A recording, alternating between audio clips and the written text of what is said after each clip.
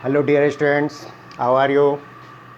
मैं डॉक्टर देवेंद्र अग्रवाल, आपके प्यारे चैनल क्लासिक केमिस्ट्री ऐप से। जैसा कि हमारा सेकंड चैप्टर चल रहा है स्ट्रक्चर ऑफ एटम, और इसमें हमने लास्ट वीडियो में वेव नंबर निकालना सीखा था। जैसे लाइन स्पेक्ट्रम होता है, स्पेक्ट्रल लाइंस होती हैं, तो उनका अपन नंबर कैसे निकाल सकते हैं। तो उसके लिए हमने एक फार्मूला ये पढ़ा था वेव नंबर का, इसी को लेते हुए हम आगे बढ़ेंगे। वेव नंबर,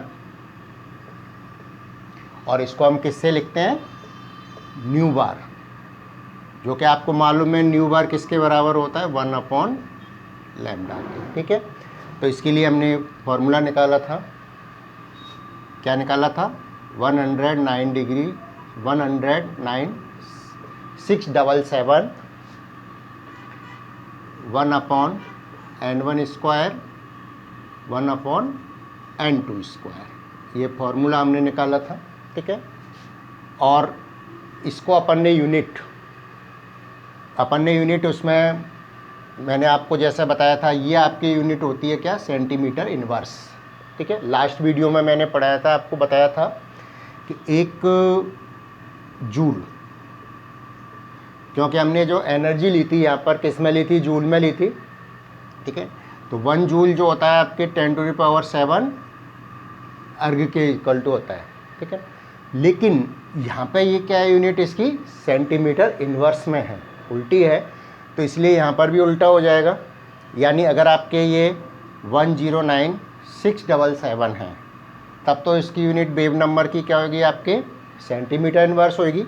और अगर हमने इसको 109,677 इंटू 10⁻7 अगर अपन रखेंगे 1/n1 स्क्वायर और 1/n2 स्क्वायर, अगर आप 7 से इसको मल्टीप्लाई करते हैं तो इसकी यूनिट क्या हो जाएगी, मीटर इनवर्स।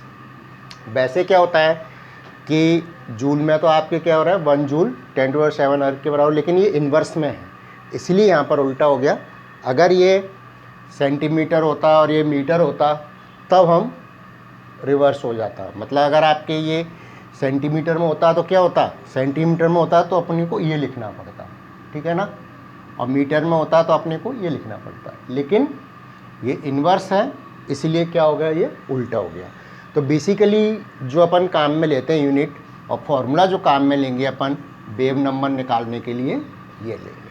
ठीक है, अब ये वेव्स जो बनती है ना, मैंने आपको बताया था कि 1 इलेक्ट्रॉन सिस्टम के लिए हाइड्रोजन या हाइड्रोजन लाइक आइंस जो होते हैं, उनमें इलेक्ट्रॉन क्या होता है, हायर एनर्जी से लोअर एनर्जी में आता है, तो इलेक्ट्रोमैग्नेटिक रेडिएशंस के फॉर्म में एनर्जी एमिट होती है, और वो हमें स्पेक्ट्रल लाइंस या लाइन स्पेक्ट्रम के रूप में मिलती है। तो अब हम इसी को आगे बढ़ते हुए देखें। ये भी साथ में हमने पढ़ा था लास्ट वीडियो में कि n1 तो क्या हो गया, इनिशियल स्टेट हो गई, और n2 क्या है, फाइनल स्टेट है। ठीक है, तो अगर इसी चीज़ को हम देखें यहाँ पर, अगर आपका इलेक्ट्रॉन मान लीजिए फर्स्ट से हायर एनर्जी में जा रहा है, लोअर से हायर एनर्जी में जा रहा है, जब तो क्या होगा, इनिशियल स्टेट तो कम हो गई और हायर एनर्जी में गया तो हायर हो गई, तो उस कंडीशन में क्या बनेगा, आपके एब्जॉर्प्शन स्पेक्ट्रम बनेगा। ठीक है, तो इस चीज़ को अपन पॉइंट्स को थोड़ा सा यहाँ पर लिख लें कि जो वेव नंबर है आपका पॉजिटिव होगा या नेगेटिव होगा। ठीक है, तो एक चीज़ अपन यहाँ पर समझते हैं ये। तो फर्स्ट आपके क्या पॉइंट लिखेंगे कि when electron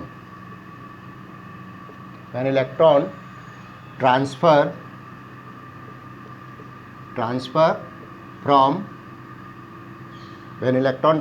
from lower energy state to higher energy state, ये मैंने आपको लास्ट टाइम डायग्राम भी बनाया था लास्ट वीडियो में, थोड़ा सा मैंने वहाँ पर भी आपको समझाया था इसको। When electron transfer from lower energy state to higher energy state, क्या होगा, एनर्जी एब्जॉर्ब करेगा, absorption spectrum is form, absorption spectrum will be formed. अगर आपका लोअर से हायर में जाएगा तो क्या होगा, एब्जॉर्प्शन स्पेक्ट्रम बनेगा। ठीक है। और अगर हम इसमें देखें लोअर से हायर में जा रहा है तो इनिशियल स्टेट तो क्या हो गई, कम हो गई। जैसे मान लीजिए मैं यहाँ पर आपको इसका डायग्राम भी बना के बताऊँ। ठीक है। तो इलेक्ट्रॉन अगर मान लीजिए आपका यहाँ से कहाँ गया, इसमें गया। ठीक है ना। तो ये मान लीजिए 1 हो गया, ये 2 हो गया, 3। तो लोअर से हायर में जा रहा है, एनर्जी एब्जॉर्ब करेगा। तो एब्जॉर्प्शन आपके स्पेक्ट्रम हो गया। और N1 तो क्या हो गया, 1 हो गया। और N2 क्या हो गया, 3 हो गया। ठीक है। तो अगर अपन यहाँ पर इस फॉर्मूले में रखेंगे तो आप देखिए क्या होगा इसमें, 10967। अगर अपन न्यू बार निकाल रहे हैं इसके लिए तो क्या होगा आपके 1/1 का स्क्वायर 1/3 का स्क्वायर, यही होगा ना। तो ये वैल्यू क्या हो गई आपकी, कम आएगी, क्योंकि 1 को अपन 9 से डिवाइड करेंगे, यहाँ 1 को 1 से करेंगे। तो जो वेव नंबर है वो क्या होगा, पॉजिटिव होगा। वेव नंबर क्या होगा, पॉजिटिव। तो इस फॉर्म एंड इसी में अपन लिख सकते हैं wave number will be positive. ये चीज़ मेरे लिए आपको बतानी थी। ठीक है। यानी वेव नंबर मतलब क्या हो गया, न्यू बार, ये पॉजिटिव होगा। तो कई बार पूछ लेते हैं कि भाई अगर मान लीजिए एब्जॉर्प्शन स्पेक्ट्रम बन रहा है तो वेव नंबर क्या होगा, पॉजिटिव या नेगेटिव। क्लियर। ये तो फर्स्ट केस हो गया। अब हम दूसरा केस लिखते हैं कि जिसमें हायर से लोअर में आएगा। तो एक बार इसको कॉपी करिए। मैं अब दूसरा केस लिख रहा हूं इसमें।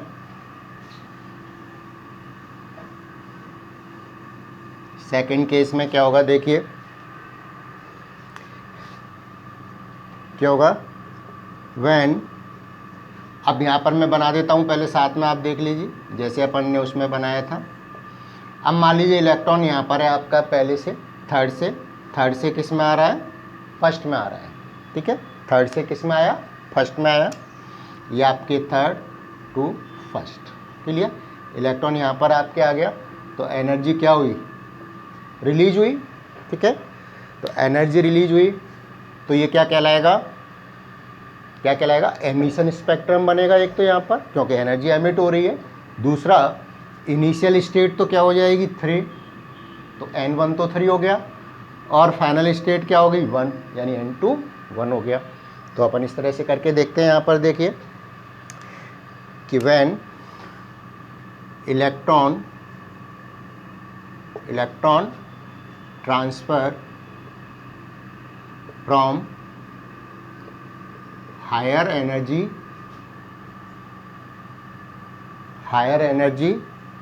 State to lower energy state. ठीक है। एनर्जी इज रिलीज्ड, एनर्जी क्या होगा, रिलीज होएगा, energy release. The spectrum formed will be क्या होगा, एमिशन स्पेक्ट्रम।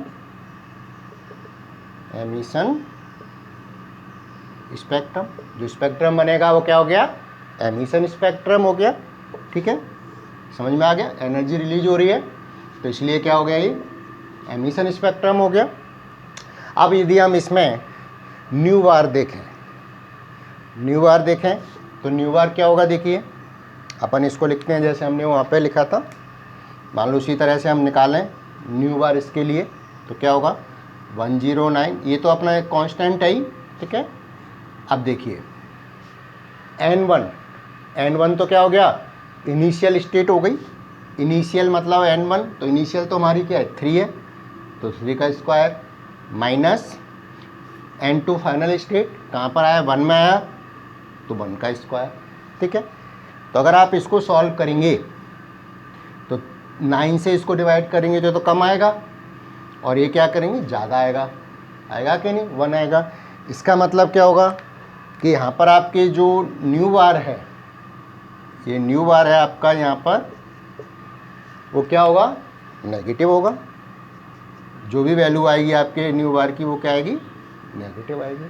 ठीक है, तो अपन इसमें लिख सकते हैं, क्या हो गया, मैं इधर लिख देता हूँ, wave number for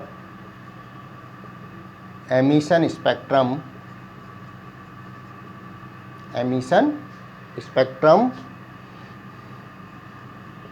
will be negative.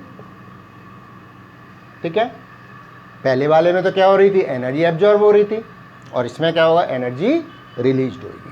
ठीक है, तो इस तरह से हम वेव नंबर और लाइन स्पेक्ट्रम को अपन समझा सकते हैं। अब यहाँ पर मैं एग्जाम्पल लेता हूँ हाइड्रोजन का। हाइड्रोजन के लिए अपन स्पेक्ट्रल लाइंस किस तरह से समझेंगे, तो एग्जाम्पल लेंगे अपन line spectrum for the hydrogen atom.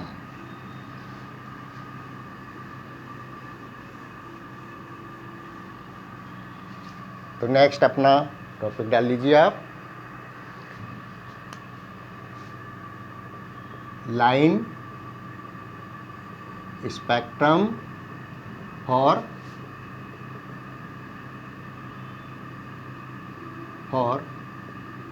Hydrogen atom. Hydrogen atom के लिए लाइन स्पेक्ट्रम। ठीक है, तो आपने पढ़ा होगा, जैसे हमने पहले इलेक्ट्रिक डिस्चार्ज ट्यूब पढ़ा था इलेक्ट्रॉन की डिस्कवरी के लिए, है ना। तो उसी तरह से अगर हम यहाँ पर स्टडी करते हैं किसको, हाइड्रोजन गैस को, है ना। तो हाइड्रोजन गैस में क्या होगा, आप अगर देखें तो क्या हो गया, आपकी इलेक्ट्रॉन तो होगा ही, क्लियर, डिसोशिएट होके हाइड्रोजन एटम में चेंज हो जाएगा। उसमें हाइड्रोजन एटम में क्या होता है, 1 इलेक्ट्रॉन होता है। तो उसी तरह से हम यहाँ पर इसको स्टडी करेंगे। तो मैं यहाँ पर आपके इलेक्ट्रॉन जो आपने पढ़ा था इलेक्ट्रिक डिस्चार्ज ट्यूब, मैं वो बना नहीं रहा, वो जैसी आपके इलेक्ट्रॉन प्रोटॉन्स में बनाई थी उसी तरह से होता है, लेकिन उसका जो कंसेप्ट था वो मैं यहाँ पे लिख के चल रहा हूँ। ठीक है, अपन ने क्या पढ़ा था आपको रिमाइंड हो जाएगा, जो इनिशियल हमने पढ़ा था इस चैप्टर के स्टार्टिंग में, कि when electric discharge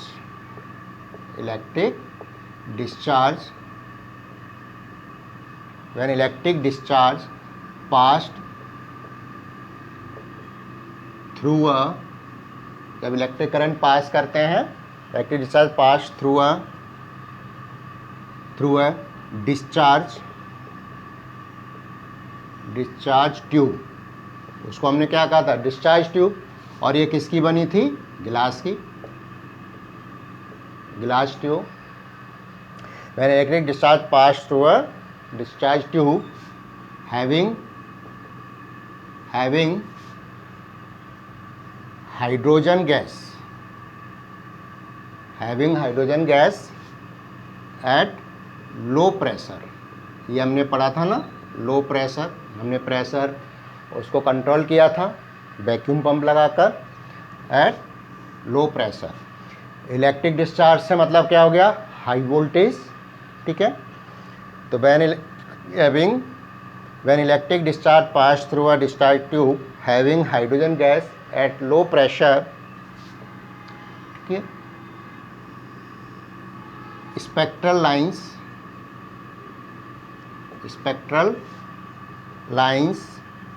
observed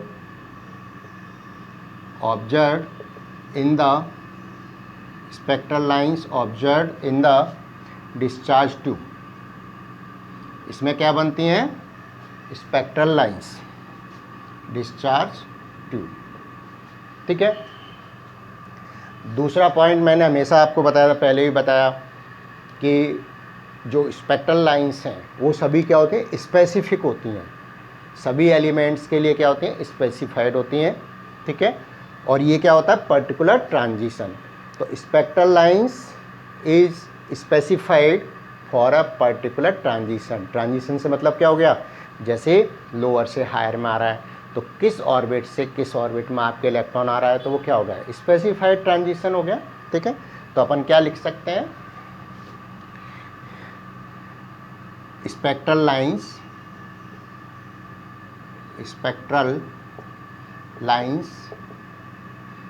are specified. ये मेन पॉइंट्स हैं, इनको आप नोट कर लें।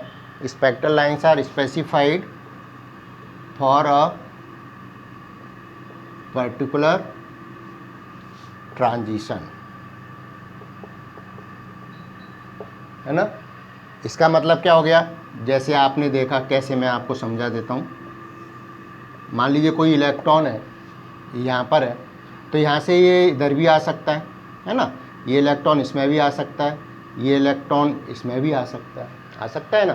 तो सभी के लिए क्या बनेंगी, स्पेसिफाइड स्पेक्ट्रल लाइंस बनेंगी। तो there is specified spectral lines are obtained, spectral lines are specified for a particular transition. यानी इसके लिए अलग लाइन हो गई, इसके लिए अलग लाइन हो गई, इसके लिए अलग लाइन हो गई, समझ में है ना। तो एक इलेक्ट्रॉन किसी भी ऑर्बिट में आ सकता है। क्यों, वैसे भी हम इस सिस्टम को किसके लिए पढ़ते हैं, वन इलेक्ट्रॉन सिस्टम के लिए पढ़ते हैं। हाइड्रोजन हो या हाइड्रोजन लाइक अदर आइंस हो, ओनली वन इलेक्ट्रॉन सिस्टम के लिए हम इसको पढ़ते हैं। अब यहाँ पर अपन देखें, जैसे हमने ये सैंपल लिया, हाइड्रोजन गैस ली, तो यहाँ पर एक एटम तो होगा नहीं, बहुत सारे एटम्स होते हैं, और उनमें सब में क्या होगा, अलग अलग ट्रांजिशन होगा। तो इसका मतलब क्या हो गया कि इन दिस केस या in this spectral lines there the group of lines are obtained. किसी में कोई ग्रुप बनेगा, दूसरे में दूसरा ग्रुप बनेगा, ठीक है ना। तो because a large number of hydrogen atoms there is group of spectral lines are obtained. तो अपन ये नेक्स्ट पॉइंट में लिख लेते हैं कि because of large number of hydrogen atoms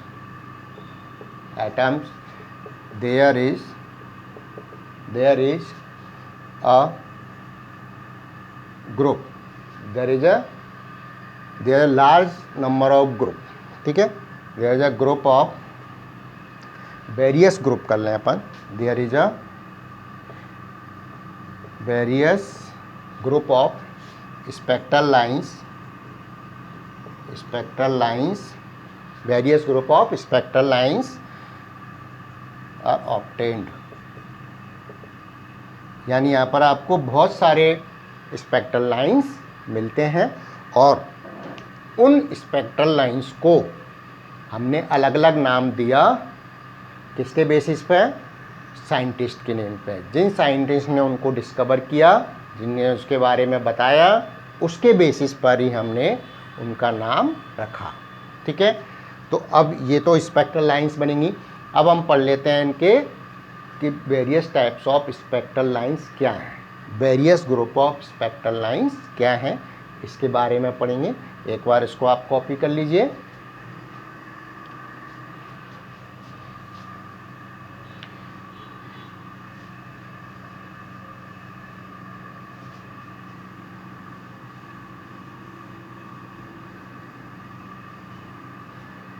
तो अपन पढ़ लेते हैं नेक्स्ट पॉइंट में, various groups of spectral lines named on the basis of their discoverer scientist, जिन्होंने डिस्कवर किया, उसके बेसिस पे हमने इनको नेम दिया, ठीक है। अब सबसे पहले जो स्पेक्ट्रल लाइंस डिस्कवर हुई थी, या group of spectral line discover हुआ था, ठीक है, वो किसने किया था? Scientist Balmer. सबसे पहले जो डिस्कवर किया, तो first group of spectral lines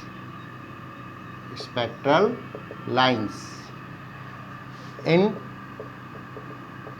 visible region, ये आपको रीजन पढ़े अपने, अल्ट्रावायलेट, विजिबल, इंफ्रारेड। तो फर्स्ट जो group of spectral lines in visible reason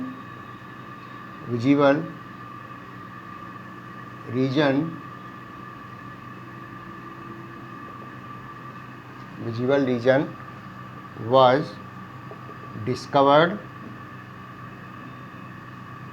discovered by किसने? वामर ने डिस्कवर किया इसको। So it is called Balmer series. इसको क्या कहते हैं अपन? वामर सीरीज कहते हैं, ठीक है। तो मैं यहाँ पर आपको समझा रहा हूँ। अपन ने देखा ना ऑर्बिट वैसे तो सर्कुलर होता है, लेकिन मैं समझाने के लिए आपको यहाँ स्ट्रेट लाइन बना के समझा रहा हूँ, ठीक है। तो वो आप समझ लेंगे ध्यान से। एक लाइन मान लीजिए अपन ने, जैसे मैं यहाँ बना रहा हूँ, इसको ध्यान से देखेंगे।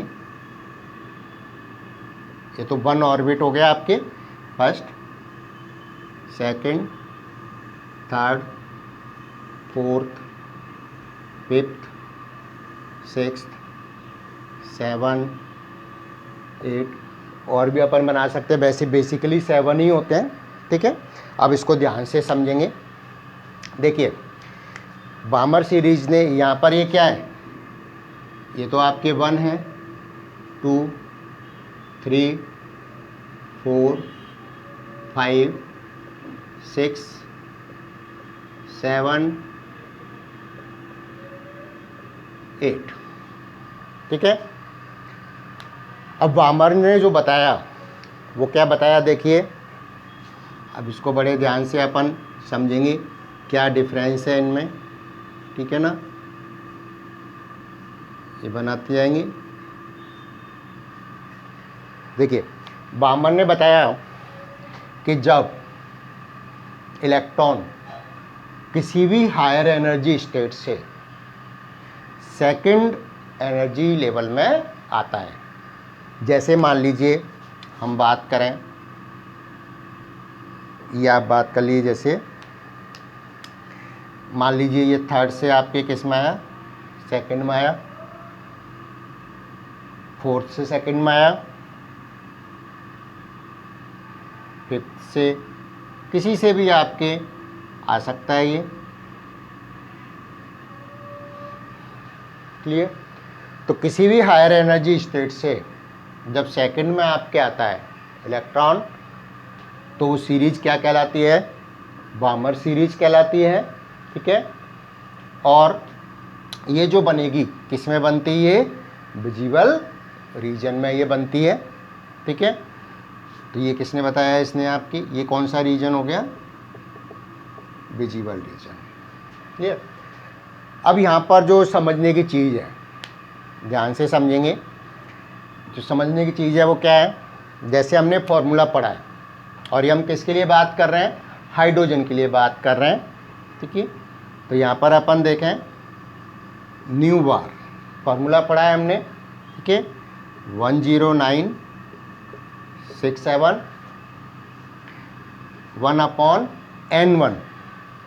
अब अगर अपन देखेंगे तो सभी कहाँ से आ रही हैं? इससे फाइनल स्टेट इसमें आ रही हैं, ठीक है। तो एक अपन ने यहाँ पर, अब चूँकि अपने साइन का एमिशन स्पेक्ट्रम पढ़ रहे हैं, ठीक है, तो यहाँ पर अपन क्या है, जैसे N1 का स्क्वायर, N2 का स्क्वायर, यही पढ़ा ना।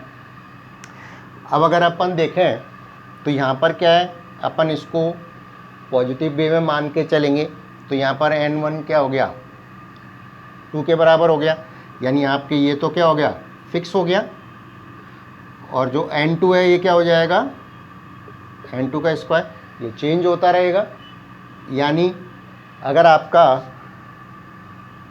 n1 तो 2 हो गया इसमें, और n2 होगा वो क्या होगा, क्या होगा, n1 + 1 भी हो सकता है, n1 + 2, n1 + 3, यानी ऐड करते जाओ। जैसे अपना n1 + 1 यानी 2 + 1 3, 3 से इसमें आ गया, है ना। n1 + 2 यानी n1 तो आपका 2 हो गया, +2 यानी 4, 4 से इसमें आ गया, ठीक है ना। तो इस तरह से ये आपके ये बनते जाएंगे। अब एक चीज़ और है, कई बार क्या है, न्यूमेरिकल्स आता है, हम कहते हैं जैसे कि फर्स्ट बामर लाइन के लिए वेव नंबर निकालिए, या सेकंड बामर लाइन के लिए हाइड्रोजन एटम के लिए वेव नंबर निकालिए, ठीक है ना। तो उस कंडीशन में अपन क्या करते हैं कि अपने को इनको पता होना चाहिए। जैसे सेकंड से फर्स्ट में आया तो ये इसकी क्या कहलाएगी, फर्स्ट लाइन कहलाएगी। ये क्या कहलाएगी, फर्स्ट लाइन, ठीक है ना, बामर सीरीज के लिए। क्योंकि जब हम दूसरी सीरीज और पढ़ेंगे ना तो उनमें ये चेंज हो जाता है, फिक्स नहीं रहता। तो हमेशा इसलिए जब भी न्यूमेरिकल पूछते हैं ना, उसके साथ क्या लिखेंगे, सीरीज का नाम भी बताते हैं। अभी हम और भी सीरीज पढ़ेंगे इसमें, ठीक है, लाइमर, पास्चन, ब्रैकेट, फंड, हम्फ्रे, तो अभी और भी पढ़ेंगे आगे। तो हमेशा सीरीज का नाम बताते हैं, तभी हम आगे उसको लिख पाते हैं कि फर्स्ट लाइन सेकंड लाइन किस सीरीज के लिए पूछ रहे हैं। तो यानी अगर आपका n2 3 है तो कौन सी होगी, फर्स्ट लाइन हो गई। अगर आपका n2 4 है तो बामर सीरीज के लिए कौन सी लाइन हो जाएगी, सेकंड लाइन हो जाएगी, ठीक है ना। ऐसे अगर मान लीजिए n2 आपका 5 है तो क्या हो जाएगा, ये थर्ड लाइन हो जाएगी, थर्ड बामर लाइन हो जाएगी, ठीक है ना। इसी तरह से आप 6 7 8 अगर होगा कंटिन्यूस तो हो जाएगी, फोर्थ फिफ्थ सिक्स बामर लाइन हो जाएगी, ठीक है ना। तो अपन जब भी न्यूमेरिकल करेंगे इसमें तो अपने को दी जाती है कि कौन सी बामर लाइन के लिए अपने को वेव नंबर निकालना है, ठीक है। तो सबसे पहले फर्स्ट जो स्पेक्ट्रल लाइन का ग्रुप दिया था वो किसने दिया था, वामन ने दिया, और किस रीजन में दिया, इसको विजिबल रीजन में दिया, ठीक है। अब इसी को कंटिन्यू करते हुए, क्योंकि अगर मान लीजिए मैं अभी दूसरी लाइंस को भी लूँगा तो ये वीडियो काफ़ी लंबा हो जाएगा ना, तो जो आपके बची हुई लाइंस हैं, स्पेक्ट्रल लाइंस हैं, उनको हम नेक्स्ट वीडियो में पढ़ेंगे। यहाँ तक आप इसको समझिए और इस पर कंसंट्रेट करिए कि किस तरह से अपनी फर्स्ट सेकंड और थर्ड लाइन बनती हैं, ठीक है। क्योंकि वहाँ पर अब ये तो विजिबल रीजन में बन गया, बाकी की जो लाइनें हैं वो अल्ट्रा वायलेट और इंफ्रारेड रीजन में बनती हैं, ठीक है। तो वो हम नेक्स्ट उसमें बात कर लेंगे। आज इस वीडियो में अपन केवल बामर सीरीज के बारे में पढ़ा, ठीक है। इसको रिवाइज करिए, और कोई भी दिक्कत हो तो आप वीडियो पे मेरे चैनल पे प्रॉब्लम अपलोड कर सकते हैं कमेंट में, मैं उसको सॉल्व करके भेज दूँगा, ठीक है। Okay, thank you very much.